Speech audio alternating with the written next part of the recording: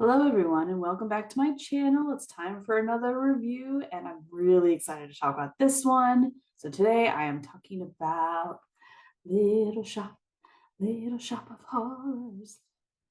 I love this show so very much. Okay. And it's not just any production. This actually took care of a bucket list item of mine. I have been dying to go see an off-Broadway show. I just never made time before. I had opportunities, I just didn't take them. But I finally did it, and this was such a good show to do it with. So this is the currently running, as of taping this video, um, off-Broadway production at the West Side Theater upstairs of Little Shop of Horrors. That was opened, I want to say in 2019.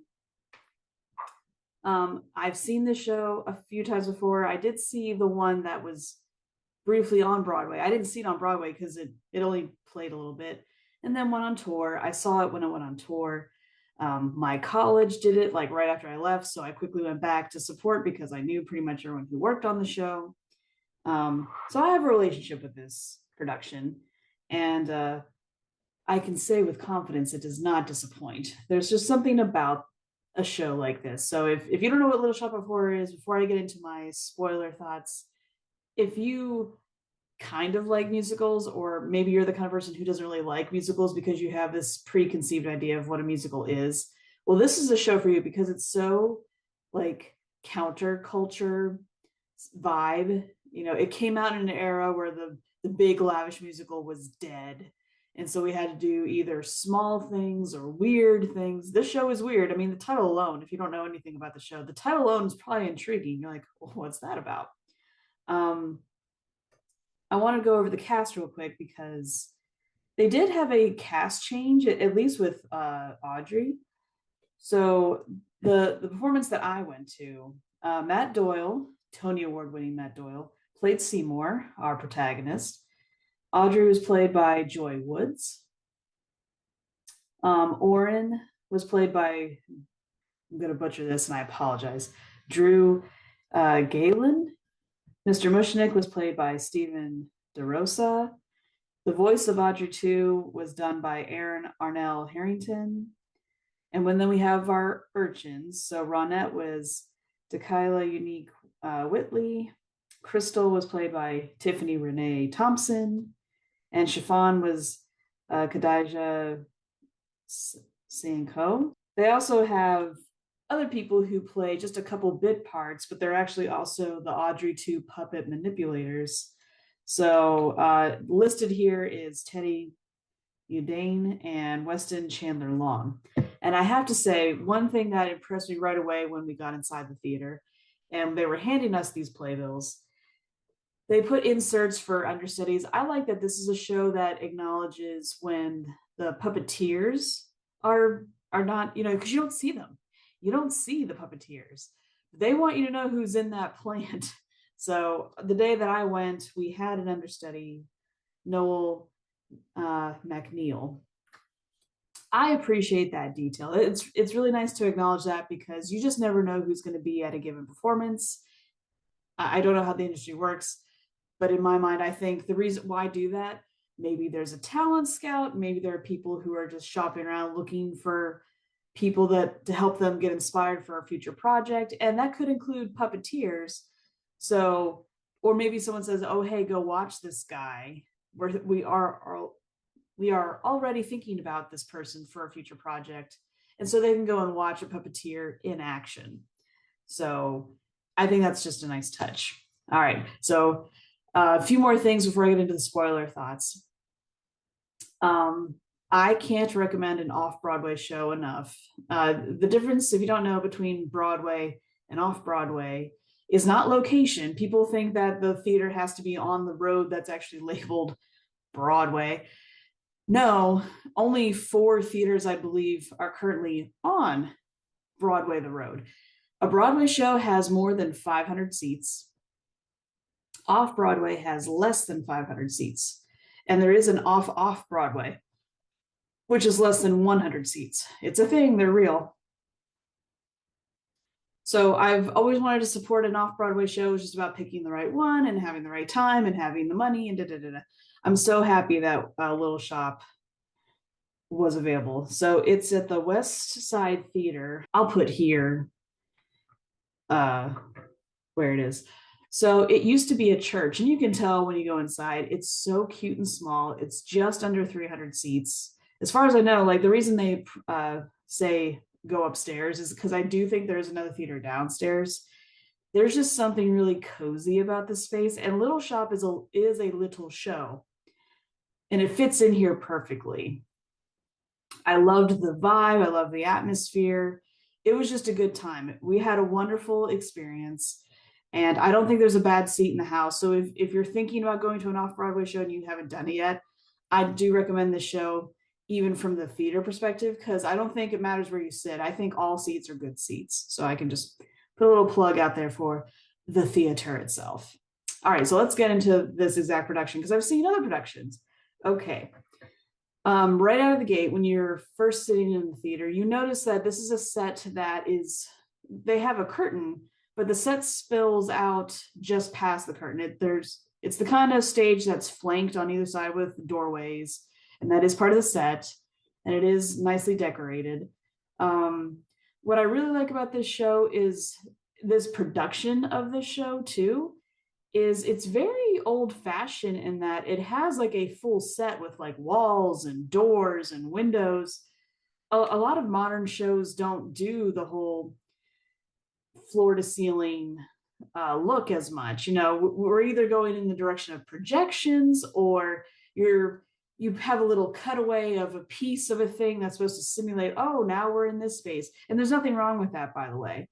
I like all kinds of approach to scenery, but it was fun to visit something that I grew up with, something that's more familiar to me, and having like a fully fleshed out set where there's little alleyways. And I mean, you really felt like you were in Skid Row, which is the predominant location of this play. Now, this is the kind of show where narratively we only really have two locations. Most of it takes place inside a flower shop, but there is one scene in a dentist area.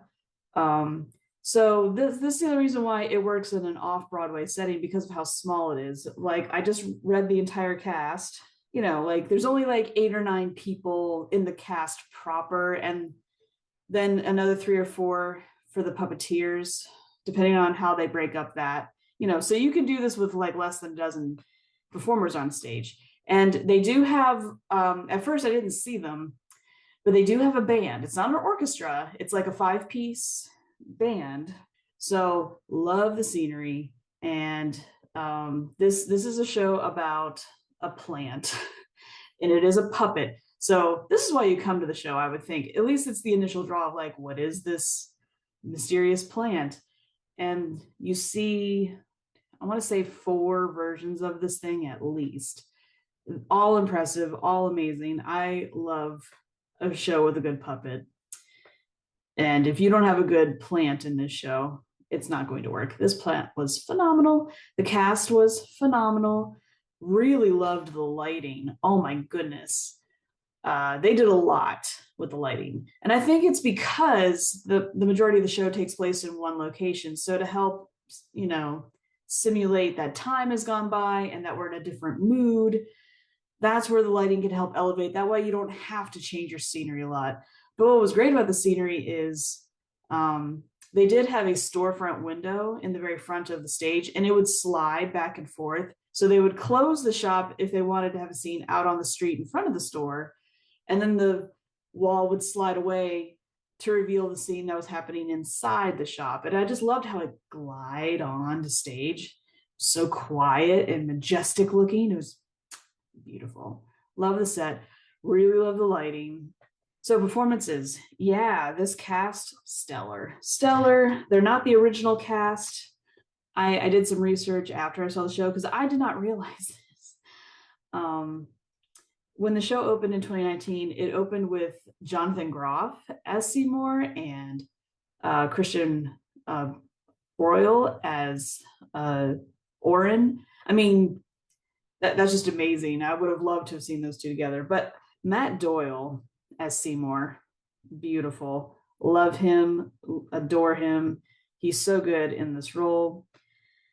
Joy Woods, at least, she used to be in the show, and then she went off to do Six, and now she's back. But as Audrey this time, she was so, so good. I do want to talk about Drew, who plays our dentist. He was very zany. Now, he's talented. Let me be clear. This show is not a scary show, by the way, in case you're like, oh, do I want to see this? Because it sounds like a horror film. I know if you hear a very brief description of what the show is, it sounds scary. It's actually not. It's supposed to be like a B horror film. So it's really like a comedy, like a black comedy. So it's not inappropriate that his character is zany, and he was hilarious. He had the audience that I saw this with, I mean, he had them eating out of the palm of his hand. He had them right where he wanted them, and he milked it, and he milked it.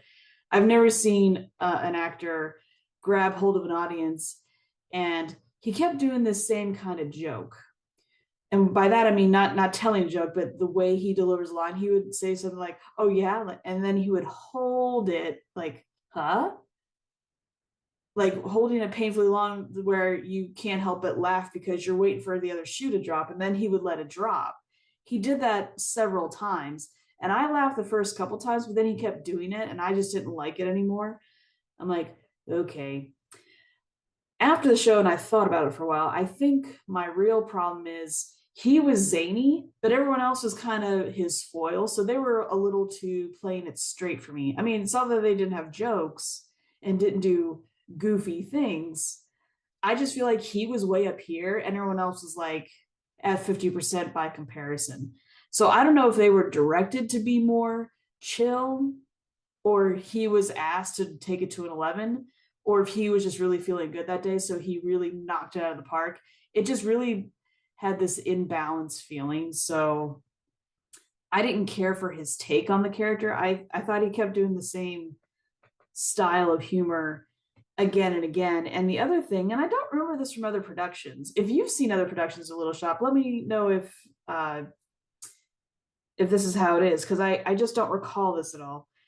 Not only does he play the dentist, but since that role is surprisingly small, and he's only in Act 1, throughout the show, he plays other characters. And he played all of them the way he played the dentist. I thought that was so odd. I was like, it's okay if they're all the same among themselves, because I think that's a commentary on who these people are.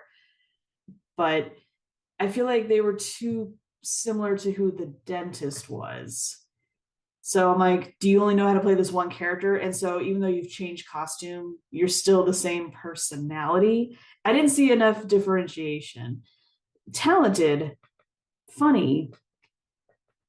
I don't know, it just had that samey wamey.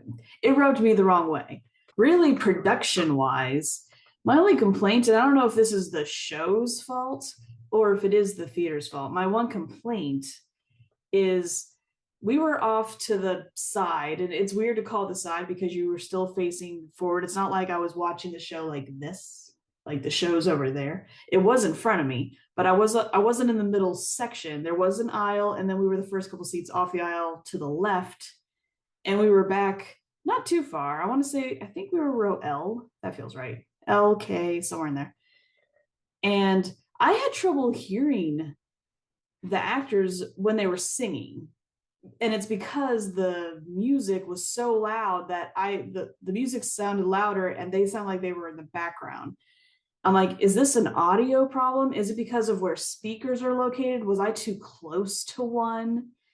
I didn't notice it right out of the gate, but I think it's because of how the show opens.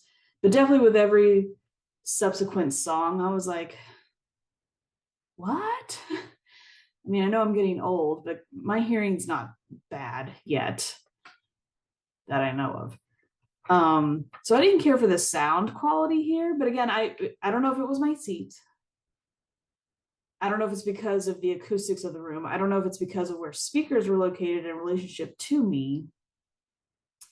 I have never worked a soundboard before, but I know it's never this, you want to talk about how shows are never the same way twice. That's very true with sound. It's so hard to recreate sound day by day, because I have worked lighting before, and lighting's always right next to sound, and they're constantly adjusting their dials and stuff. Like, even though they do level set, I don't know what changes. I don't know if it's the atmosphere, like what is different in the room, that the sound is just different today. How many audience members do you have in the room versus not? I don't know. It's really weird. So that would probably be my one complaint about my overall experience, because otherwise it was just so great. The outside of the theater is decorated to be very inviting, like, oh, come on into this flower shop, beware the plants. Ooh. And they have a little area in the lobby that is dedicated to like fan art. And so they have that on display. I took my family, and I did take my kid, but she's almost a teenager now. I felt like she was old enough. And I told her, I said, now this is not going to be a scary show. It should be a funny show. And she laughed. I mean, she was slapping her thigh. She was laughing so hard. And then we get to the end. And she was like, that's how it ends. And I'm like, that's how it ends. So let's talk about the story and stuff. So now I'll truly get into spoilers, even though it was written back in the 1980s. There are people who have not seen this. So spoilers, people. This is a nice, short little, I like to think of this as a cautionary tale, so, okay, so you have this guy, Seymour, down on his luck, orphan. He's trash. He's nobody. And actually, so is everyone in this show. They're all a bunch of nobodies who live in the bad part of town.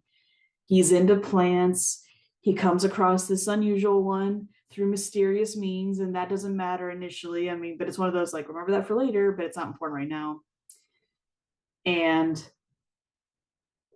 he finds out that the plant is thirsty for blood. And it promises him fame and fortune. He just has to feed it blood. So at first he's giving it his own blood because he's just trying to keep the plant alive. He's not too worried about things, but suddenly his luck changes and all these wonderful things happen. And then the plant becomes sentient, or unless it always was, that's up to conjecture. But then it actually starts to promise him things. And what he covets is his coworker, Audrey, who's in a very bad abusive relationship with the dentist character. And they all work, well, not the dentist, but Audrey and Seymour work in the flower shop run by Mr. Mushnick, who sees how the sudden success of Seymour and his unusual plant is a threat to him. He doesn't want to lose what he's gained out of this. So out of the clear blue, he just says, hey, Seymour, you want me to formally adopt you? And so he does. Yeah, I mean, Audrey's like the only good one in this show. Like, this is a show about giving into your id, really. Like, oh, you want this thing? How far are you willing to go to get the thing? So it doesn't take long for Seymour to start committing murder, and he slowly starts to murder all the characters to feed it to the plant, to get the girl, to get the money. And what's great about this show, again, it's like that counter culture kind of approach. Even though you have a love story in there where you have your villain and you have your hero, and the hero overcomes the villain and he wins the girl, and they have their I want songs and they fall in love, the plant wins. The plant eats everybody and everybody dies, and the plant takes over the planet. That's how it ends. And my daughter was shocked. She was like, what? But that's very, very important, because again, this is a cautionary tale. If you cheat, lie, steal, do whatever it takes to get to the top, or to if you take the easy way out, there are consequences. And yeah, in real life, the bad guys do bad things, and maybe sometimes they get away with it. But a lot of time, if you do something bad, it maybe not right away, it eventually will catch up with you, and you have to pay for it. So it's actually very important that the show narratively goes the way that it goes, because it's just like, be careful. The final song in the show, they're basically singing, no matter what they offer you, don't feed the plants. That's what they want you to walk away with. Like, be careful, like the plant. Seymour names it Audrey too because he loves Audrey. So Audrey too, the plant, the character, is a metaphor for your deepest, darkest desires that you're actually willing to do horrible things to obtain, right? A lot of good messaging in there, a lot of good storytelling, and the show is just so funny. Written by the brilliant team, Howard Asham and Alan Menken of Little Mermaid and Beauty and the Beast fame. But they wrote this first. I think this show got them that job. I don't remember. I just know that this came first. But I mean, so good. The music is catchy, but not in that horrible earworm way, just in a very like, well, damn, that's a good song. And the lyrics, I mean, the lyrics, Howard Asham, oh my God, may he rest in peace. We were robbed of this man. We need way more Howard in our life. If you really listen to his lyrics, oh, they're just so good. They're so good. The way he constructs his songs, and he wrote the book. I mean, it's so good. And it's very dark. And it's weird how it's cynical, but sincere at the same time, if that makes any sense. Like, they have these wonderful I Want songs. Like, Audrey has a beautiful song, Somewhere That's Green. And normally an I Want song is this, oh, I want to be grander than I am. I want to go off on adventures. I want to be important. I want to be the most important thing ever. I like that her song is, yes, it's grand for her. Everything's relative. But it's nice that her I Want song is about things that are so simple. She just wants a toaster and a little house with a little lawn, and to have dinner with her husband every night, and to go to bed at 9:15. I mean, it's not this grandiose song. But at the same time, it's like the quintessential I Want song. Who doesn't want the simple life, what has been depicted as the good life? Because she's speaking to what the good life was in the time period in which the show takes place. And that's arguable. I even heard audience members at intermission going, when does this show take place? Well, there's certain cues in the show that hint to that, because there's a radio in this production, and that's important part of the narrative. So obviously it takes place in a time period where radio is important.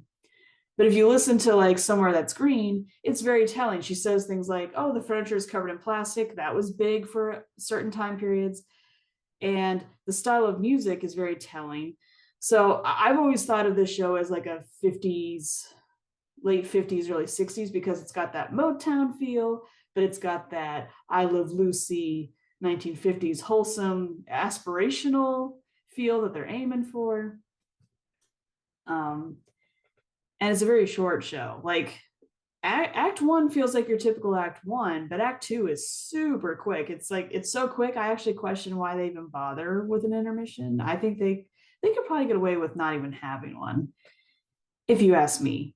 I just say they try it. It's like, do you really need an intermission? I understand why they put it where they put it.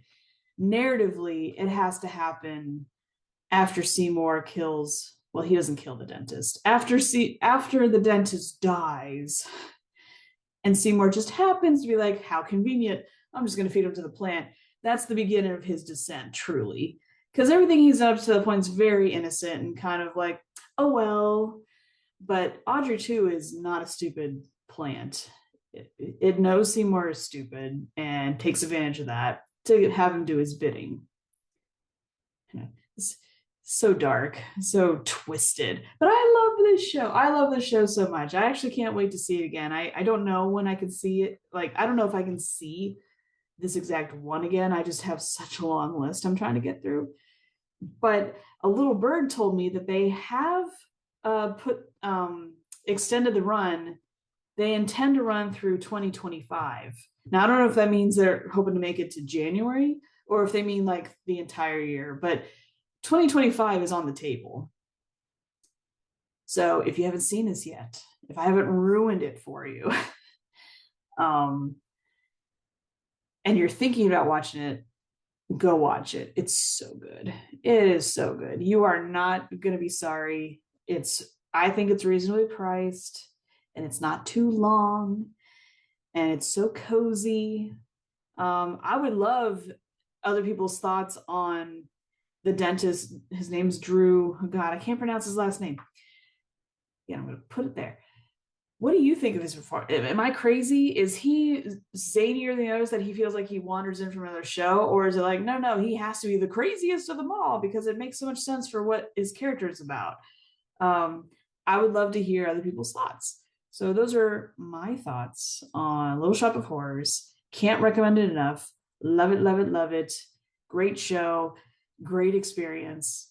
Yeah, I could just keep saying that over and over again, but why waste your time? So that's it for now. I will be back shortly. Bye.